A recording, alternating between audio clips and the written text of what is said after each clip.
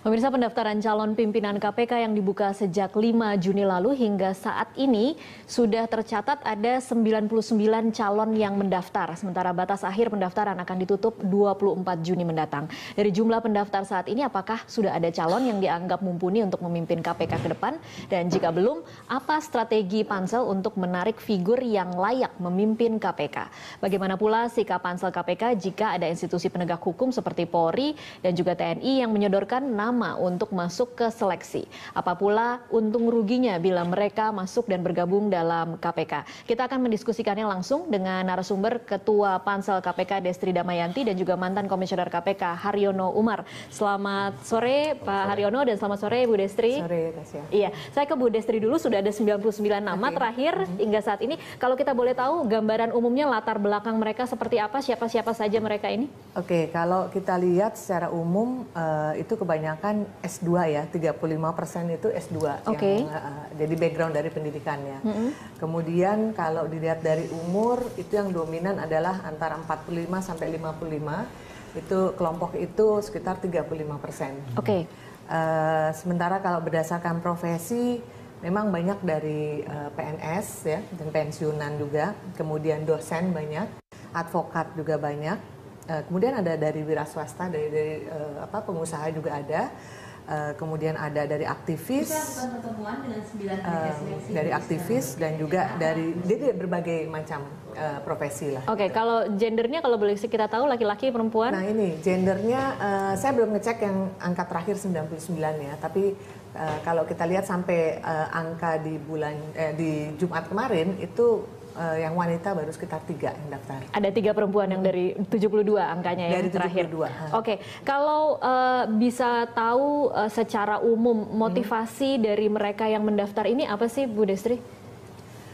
Banyak ya, kalau kita lihat dari umur aja bisa kita lihat ya. Kalau misalnya dia udah 55 gitu kan, apalagi ke atas, itu umumnya mungkin ya mereka kan sudah umumnya pensiun ya kalau di pekerja normal. Terus mereka memang mungkin mau menghabiskan sisa waktunya itu untuk berbakti kepada negara, bisa aja seperti itu. Jadi banyak alasan ya. Kemudian ada juga yang di kelompok umur 60-an juga ada sebenarnya. Itu mungkin dia di Indonesia kan karena dengan ekonomi kita yang relatif makin baik kan, life expectancy juga makin meningkat. Jadi umur 60 di Indonesia ini sekarang juga masih produktif gitu. Jadi kami melihat ke sana. Sementara kalau untuk yang di bawah 40, ya mungkin saja kita belum lihat secara detail ya nama-nama dan juga kita baru lihat latar belakang profesi gitu. Tapi karena nggak ada satu alasan kenapa dia mendaftarkan itu enggak. Itu nanti pada saat pada saat ada yang namanya makalah diri dan juga makalah kompetensi. Setelah persyaratan administrasi ini lengkap, maka ada proses tahap berikutnya, yaitu pertama kita akan sampaikan ke publik. Ini loh list dari sekian banyak yang mendaftar dan yang sudah lulus, sudah komplit persyaratan administrasinya. Nah di situ kita tentunya mengharapkan banyak masukan dari masyarakat. Jadi masyarakat bisa kemudian mengkritisi nama-nama tertentu ya? Dari awal tracking itu bisa dilakukan langsung oleh masyarakat gitu sejak awal. Nah pada saat itu juga kita langsung melakukan tes kembali, yaitu dalam bentuk pembuatan makalah diri dan juga makalah kompetensi. Nah disitulah kita bisa menggali kenapa orang ini mau masuk KPK. Apakah benar-benar dia ingin mendedikasikan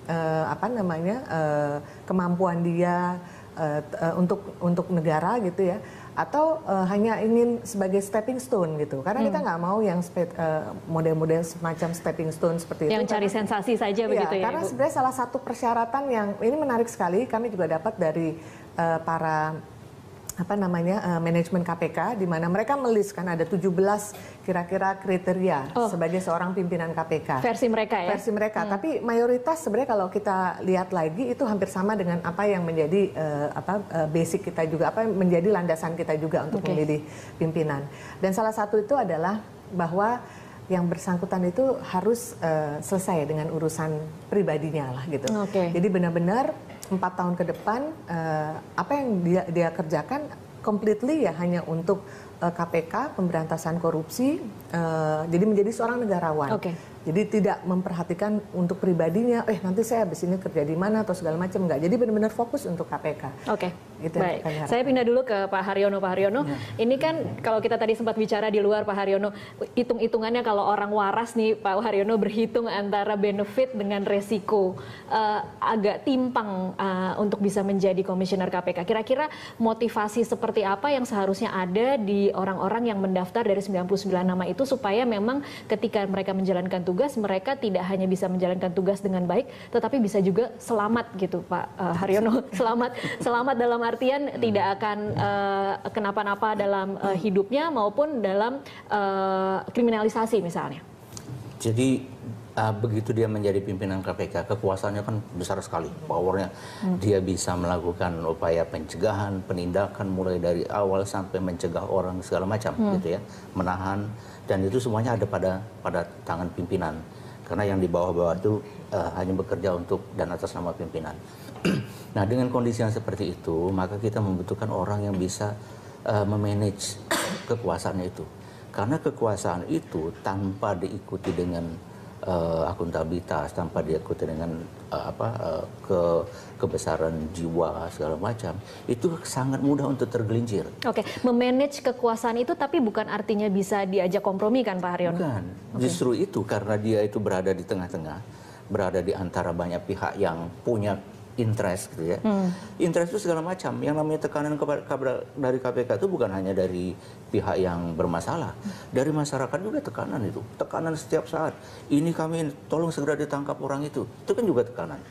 Dan apabila siapa Pak yang menekan seperti itu biasanya mohon segera ditangkap? Masyarakat juga begitu. Masyarakat yang tidak puas dengan apa yang dilihat, umpamanya ada pejabat yang dia lihat korup.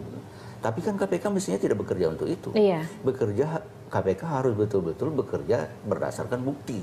Sepanjang buktinya tidak ada, walaupun publik mengatakan dia tuh bersalah korupsi segala macam, KPK tidak boleh bergerak untuk itu. Jadi memang dia harus berupaya untuk mencari bukti sebanyak-banyaknya untuk meyakinkan bahwa dia ini bersalah atau tidak. Ya, nah disitulah peran dari KPK. Jadi KPK diharapkan yang kita mengharapkan nanti itu baik itu penindakan maupun pencegahan. Kita mengharapkan orang-orang KPK seperti yang dikatakan Pak Ibu Desri tadi itu, tapi juga kita mengharapkan orang-orang yang sedikit introvert. Oh, tidak suka terlalu banyak mengekspos ke publik begitu. Karena dengan sendirinya dia itu akan diekspos oleh publik. Dengan sendirinya apapun gerakan dia akan ini. Jadi kalau diikuti dengan dianya yang extrovert itu nanti akan berlebihan sehingga nanti membahayakan dirinya sendiri. Jadi dia cool saja, dia bekerja dengan baik, tugasnya dengan baik dan tetap berpegang teguh dengan janji atau sumpahnya yang sudah dia tegakkan. Dan itu tadi saya katakan bahwa ada istilah kita tuh banci kamera, itu nggak boleh. Banci kamera nggak boleh. Oh, boleh tambahan kriteria berarti Bu Destri nggak boleh banci kamera. Oh, udah ada. Cuman kan kita belum masuk ke kriteria ya. Tapi saya setuju dengan yang dikatakan oleh Pak Haryono bahwa pertama dia harus kalau kita mungkin nggak bilangnya introvert, tapi dia itu harus low profile. Dia harus low profile, kemudian juga itu tadi banci kamera. Jadi memang KPK itu kalau perlu ya sedapat mungkin lah untuk tampil gitu, tapi yang penting aktivitasnya nyata, pekerjaannya nyata. Sebelum kita break, dari 99 nama itu Bu Destri ada tidak yang kita sering dengar dari nama-nama yang mungkin sering muncul disebut?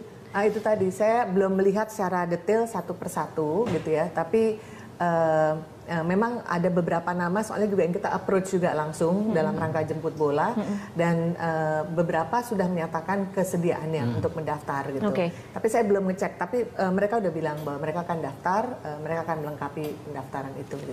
Baik, kita nanti akan sambung di segmen selanjutnya untuk mengetahui kalau yang menolak itu alasannya apa sih. Nanti di segmen selanjutnya pemirsa tetaplah bersama kami.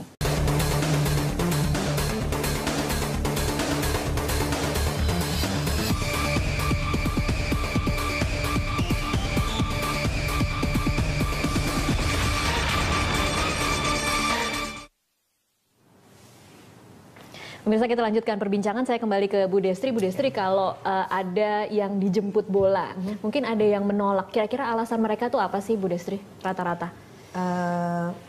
Ya umumnya gini, mereka masih mau saya mau berpikir ulang dulu ya gitu. Karena ya itu tadi yang dikatakan oleh Pak Haryono bahwa jabatan KPK ini kan bukan jabatan yang mudah ya. Dia menuntut komitmen yang memang tinggi sekali. Apa yang terjadi pada pimpinan-pimpinan KPK sebelumnya cukup membuat ciut tidak sih orang-orang yang sebenarnya berkompeten tetapi jadi agak takut untuk mendaftar? Sepanjang dia merasa bahwa dia nggak melakukan suatu kesalahan gitu ya, apalagi misalnya kesalahan minor. Nah ini yang mungkin ke depan juga perlu kita duduki secara proporsional. Makanya kayak Pansel sekarang ini kita aktif mendatangi lembaga-lembaga pemerintahan, kita datang ke Kapolri, kita datang ke PPATK, kemudian kita akan datang ke Kejaksaan Agung dan ke BIN. Itu sebenarnya dalam rangka untuk mencari suatu solusi bagaimana seandainya pimpinan KPK ini nanti bisa bekerja dengan tenang. Jadi jangan kesalahan yang masa lampau, kesalahan minor, kemudian tiba-tiba diangkat. Karena ada satu pasal yang memberatkan tuh Pak ya, maksudnya pasal 30, kalau nggak salah pasal 32 ya dari Undang-Undang KPK, yang menyatakan bahwa kalau pimpinan KPK itu terkena kasus sebagai tersangka atau terpidana, apapun itu, misalnya itu hanya kesalahan kecil, makanya dia harus mundurkan diri. Nah ini kan yang berbahaya. Jadi kita berusaha, walaupun itu bukan tugas Pansel, iya, tapi bukan tugas karena Pansel. itu menjadi concern juga dari banyak yang mendaftarkan ataupun yang kita hubungi, mereka concern sana. Jadi yang bisa kami lakukan adalah kami mencoba untuk berbicara dengan tadi ya lembaga-lembaga pemerintahan, ditambah juga dengan pemerintah sendiri gitu. Kita harus punya suatu solusi untuk itu. Gitu. Oke, salah satu cara dari menjemput bola itu adalah Pansel juga akan mengadakan roadshow ke daerah-daerah mulai besok Ibu Destri. Apa yang akan dilakukan untuk bisa menarik calon-calon? Ya tentunya pertama ya kita mungkin kami berpikir mungkin sosialisasi kita masih agak kurang gitu ya, atau juga mungkin orang masih masih agak traumatik dengan apa yang terjadi di KPK sekarang gitu. Jadi kita berusaha pertama memberikan informasi dalam rangka sosialisasi, kemudian yang kedua juga untuk memberikan informasi ataupun mengconvince, meyakinkan mereka bahwa ke depan tentunya kita berharap KPK ini bisa menjadi lembaga yang memang kita hendaki bersama. Apalagi itu juga dari Presiden sendiri kan ada komitmen bahwa pemberantasan korupsi ini menjadi salah satu target yang akan dilakukan oleh pemerintah. Karena waktu kami dipanggil dan dilantik oleh Pak Presiden juga sudah menekankan di situ bahwa korupsi itu sudah merupakan kejahatan ekonomi gitu ya. Dia menyengsarakan masyarakat, dia juga membuat investor nggak mau masuk ke kita gitu. Jadi kita memang harus bersama-sama memberantas korupsi ini. Gitu Oke, jadi selain mencari orang-orang yang berkompeten, tugas Pansel adalah membuat pekerjaan ini terlihat menarik. Tapi kita mungkin bisa tanyakan Pak Haryono, apa sih nikmatnya jadi komisioner KPK? Kalau mungkin kita kan sudah tahu resikonya seperti apa, kita sudah melihat resikonya seperti apa. Tetapi kalau boleh membuat pekerjaan ini lebih menarik atau lebih meyakinkan orang-orang yang saat ini agak ragu-ragu untuk mendaftar, apa sih Pak Haryono? Jadi yang pertama memang pimpinan KPK itu diharapkan dia tidak tersandera ya, sandera politik, sandera segala macam itu dia free dari itu sehingga dia bisa bebas melakukan pekerjaannya. Kemudian yang kedua, karena KPK itu bekerja kolegial, jadi diharapkan backgroundnya agak berbeda-beda. Jangan semuanya hukum. Dari jadi hukum saja. Kalau hukum saja nanti cuman menangani satu, padahal kegiatan KPK itu kan tugasnya ada pencegahan, ada monitoring, ada supervisi, ada penindakan dan sebagainya. Nah, karena kalau kemarin itu semuanya itu backgroundnya hukum, jadi satu saja, semuanya mengeroyok pekerjaan itu. Padahal yang ini kan semuanya menarik sebetulnya. Bagaimana umpamanya kegiatan pencegahan ini bisa merekomendasi kepada Presiden maupun kepada DPR. Kalau umpamanya ada lembaga atau kementerian ataupun daerah yang tidak bekerja on the track sehingga mengganggu bukan hanya dari sisi dia sendiri tapi berdampak kepada perekonomian negara. Nah, itu harus betul-betul. Jadi itu sebetulnya sangat menarik. Dan saya lihat yang seperti yang kita kerjakan dulu itu kelihatan yang menurut orang biasa-biasa saja ternyata itu memiliki dampak yang sangat besar. Apa misalnya Pak? Contohnya umpamanya katakanlah bagaimana mengefektifkan pengawas intern di setiap kementerian lembaga.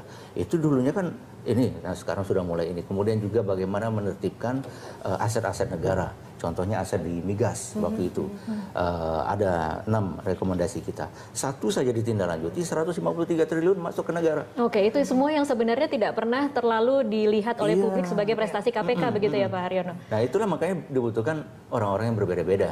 Jadi dia bisa menangani semua kewajiban. Itu kan kewajiban KPK untuk menangani itu. Itulah yang kita harapkan dari Ibu Desri dan teman-teman. Sehingga ya sebetulnya tidak perlu ditakuti kok. Semuanya asal menjalankan tugas dengan baik, kemudian juga semua itu yang mengikuti undang-undang KPK, mengikuti SOP KPK, semuanya welcome. Saya kan tidak ada yang mau kriminalisasi segala macam. Iya, baik. Ya, satu hal juga mungkin gini, kalau orang takut dikriminalisasi dan sebagainya, makanya yang pertama kami lakukan adalah sejak dini hari kita sudah buka itu nama-nama siapa yang lulus di tes kelengkapan administrasi. Tujuannya apa? Supaya masyarakat bisa dari dini hari untuk melihat rekam jejak yang bersangkutan. Kemudian yang kedua juga kami mengunjungi lembaga pemerintahan tadi dengan polisi, dengan Kejaksaan Agung, dengan BIN, dengan PPATK. Kami minta bantuan mereka untuk juga menelusuri rekam jejak mereka, termasuk juga dengan ormas-ormas juga gitu ya. Dan mereka bersedia sekali, apakah itu NU, Muhammadiyah, lembaga lintas agama ataupun juga dengan LSM yang berkaitan. Jadi mereka sangat suportif. Dan satu hal yang membuat saya juga sangat confidence, karena sekarang kesadaran masyarakat terhadap korupsi itu tinggi. Jadi masyarakat sendiri pun juga mereka akan bisa menjadi suatu quote-unquote juga pengawas gitu. Gitu. Kalau misalnya KPK berjalan nggak benar juga, nah mereka juga bisa mengawasi langsung. Tadi bicara soal ada kerjasama dengan polisi, ada wacana bahwa polisi akan mengajukan calon. Nanti kita akan bahas di segmen selanjutnya. Pemirsa tetaplah bersama kami.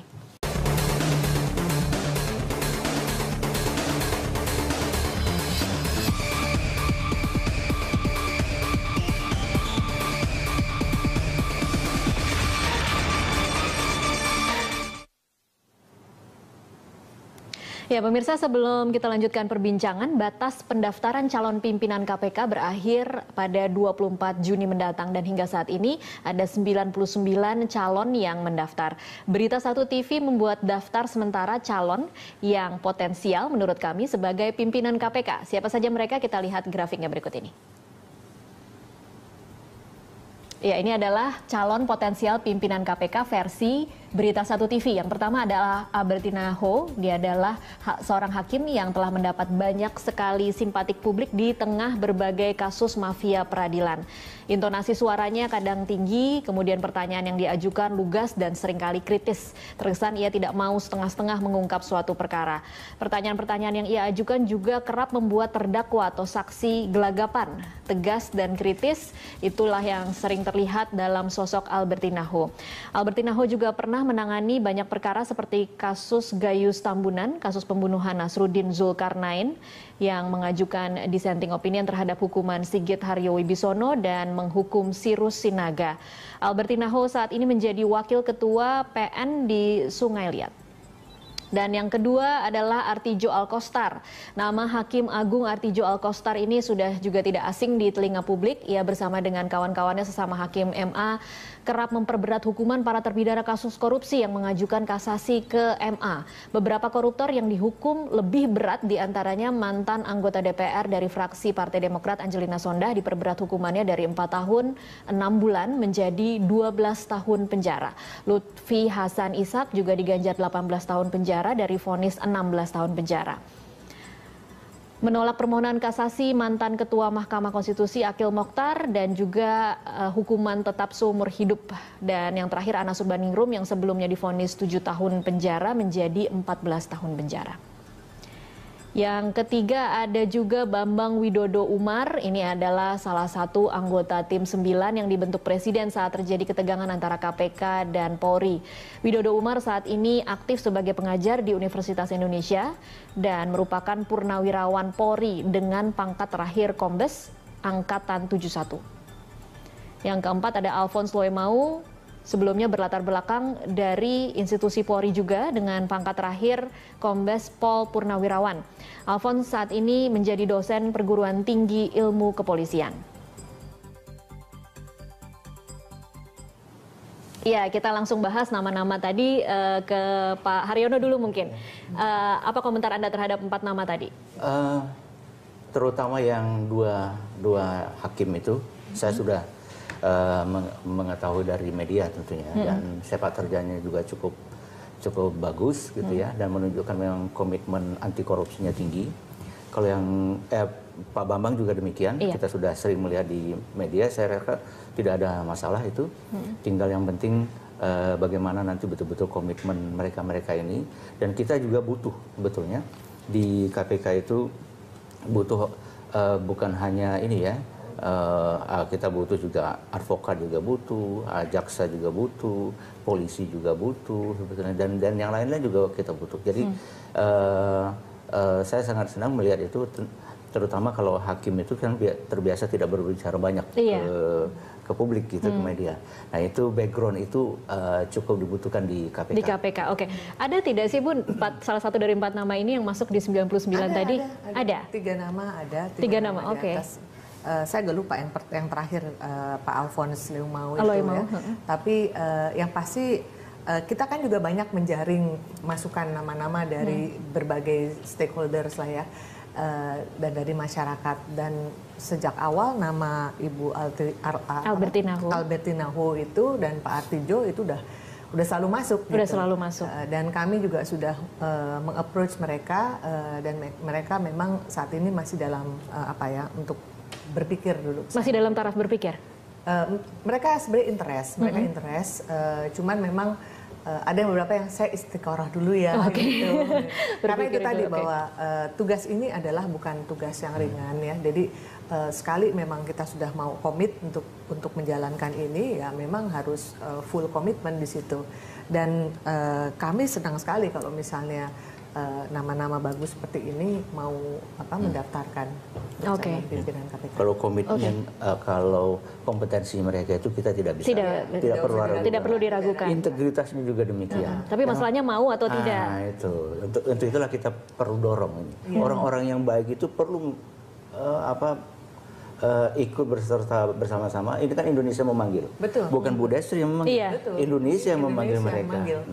Oke, baik.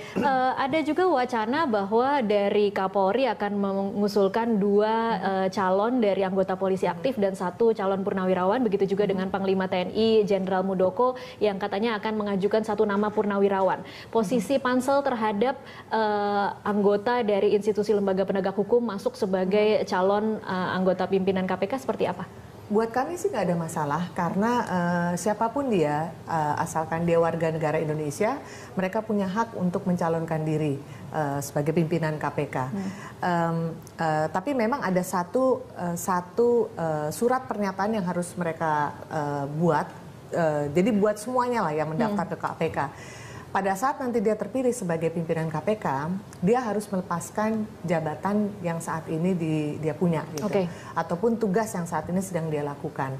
Jadi apapun orang yang bersangkutan, apakah dia polisi, apakah dia dosen, apakah dia advokat, dia harus meninggalkan itu. Apakah dia wirausaha juga, dia harus wira swasta, dia harus meninggalkan itu. Lepas jabatan mungkin mudah, tetapi melepas korps, melepas kesetiakawanan korps ketika menyangkut institusi yang nantinya kemudian bermasalah atau berhadapan dengan KPK itu mungkin agak sulit, Ibu Destri. Tapi kalau kita lihat tadi kan 2 contoh, Pak Bambang dan Pak Alphonse itu juga kan dari polisi. Dari polisi. Jadi kan ya kita jangan udah langsung prejudice dulu ya, bahwa kita juga kan harus melihat bahwa dengan adanya misalnya kelengkapan itu kan juga yang tadi dikatakan oleh Pak Haryono, bahwa ke depan memang sebaiknya pimpinan KPK itu heterogen ya. Dia bisa berasal dari mana saja dengan kemampuan yang dia miliki apapun, bisa beragam. Dan satu hal yang penting adalah siapapun dia, apakah dia dari polisi ataupun dari Kejaksaan Agung, orang tersebut harus tahu tantangan apa yang dihadapi oleh KPK ke depan. Ya, di antaranya dia harus punya kemampuan berkomunikasi yang baik, apakah itu internal maupun eksternal. Karena di internal sendiri KPK ini juga dibutuhkan suatu touch khusus manajerial, ya itu. Kemudian juga dia harus mempunyai kemampuan koordinasi yang baik dan juga supervisi, gitu kan. Jadi ya tentunya kalau dia mensupervisi suatu institusi, dia harus punya suatu kelebihan, gitu kan. Nah ini yang kita harapkan. kita bisa dapatkan dari calon-calon yang cukup senior gitu. Sebelum kita break, Pak Haryono, apa sih untung ruginya kalau berasal dari kepolisian atau dari TNI? Kalau menurut saya sih bukan diusulkan ya, karena dia tidak boleh diusulkan. Nggak bisa, dia harus mendaftarkan sendiri. Tapi mungkin beliau-beliau itu karena keinginannya untuk betul-betul memperkuat KPK, dia menurut dia ini loh calon-calon yang terbaik yang ada di kami. Nah itu nggak apa-apa, silakan saja. Tapi orangnya harus mendaftar sendiri harus mendaftar sendiri, betul-betul. Makanya dia harus lepas dari courtnya itu. Kemudian yang sebetulnya ada keuntungannya, karena nanti kan KPK ini nanti akan mensupervisi kepolisian, dan pekerjaannya banyak sekali akan dibantu oleh kepolisian. Contohnya umpamanya dia kalau ingin melakukan menangkap atau memeriksa orang di daerah, yang membackup itu adalah betul-betul Polda setempat.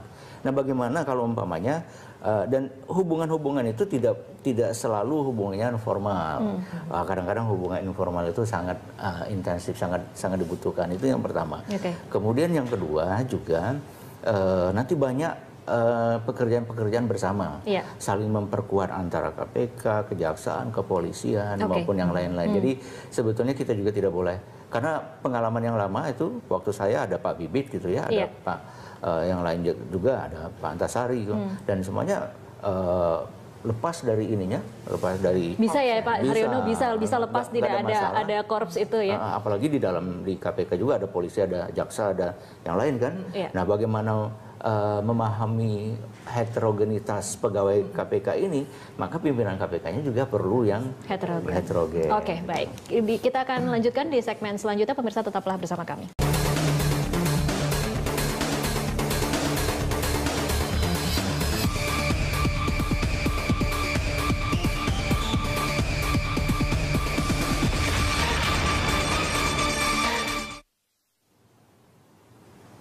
Pemirsa, kami lanjutkan perbincangan. Bu Destri, ini sudah tanggal 15 Juni dan batas akhirnya adalah 24 Juni. Apa yang terjadi bila nanti pada 24 Juni Pansel merasa belum ada calon-calon yang mumpuni? Apakah mungkin akan diperpanjang? Itu belum kita bicarakan secara intens, tapi ya option seperti itu mungkin saja terjadi gitu ya. Tapi kami juga nggak pesimis ya, nggak terlalu pesimis juga, karena kecenderungannya biasanya 1 minggu terakhir itu pendaftar akan banyak. Ya contohnya kayak saat ini, Jumat kemarin masih 72, sekarang sudah 99.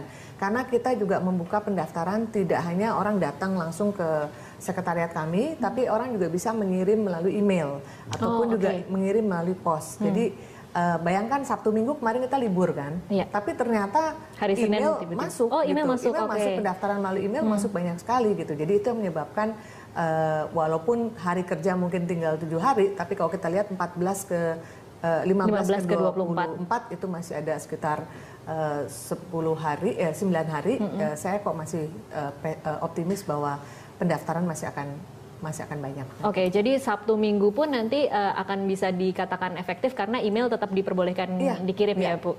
Oke, baik. Kalau Pak Haryono belajar dari apa yang terjadi terhadap pimpinan-pimpinan KPK sebelumnya, menurut Pak Haryono kira-kira kriteria apa lagi selain tadi mungkin tidak usah terlalu sering mempublikasikan diri kepada media, apalagi yang harus dimiliki oleh calon pimpinan KPK mendatang?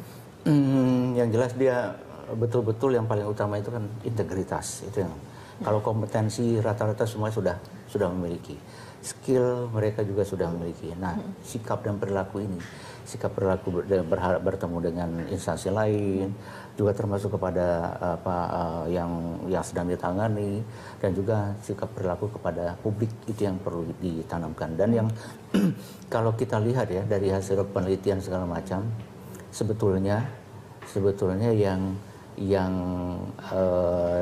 cukup kuat dengan segala macam godaan seperti itu, terutama yang saya katakan tadi itu ya, godaan kamera itu godaan kamera itu perempuan. Oh, perempuan. Okay. Menahan godaan korupsi yang paling kuat adalah perempuan dibanding laki-laki. Itu bedanya 7:1. Jadi artinya kita berharap ini banyak perempuan-perempuan yang ikut mendaftarkan sehingga bisa mewarnai.